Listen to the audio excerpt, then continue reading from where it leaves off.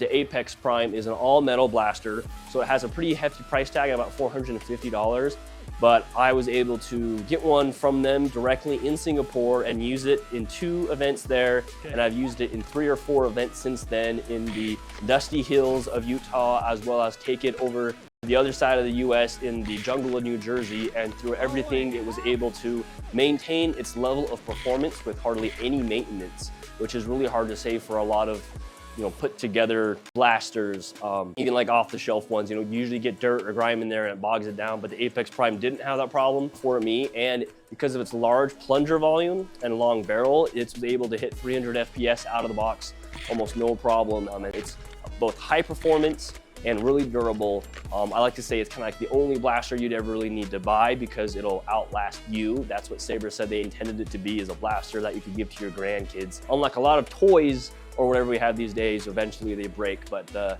Apex Prime, I think, is kind of the one all be all Springer because it can do a side prime and pump action, which is nice. The only bad thing about it, again, is it is all metal, which means it's also heavy and expensive. And so I put that in number 4 on my list. Personally, I think that's my go-to high FPS blaster. And so most of the things that we're gonna be talking about on Frontline Foam is high performance or high FPS. And the Apex Prime, I think, is almost bar none when it comes to that potential.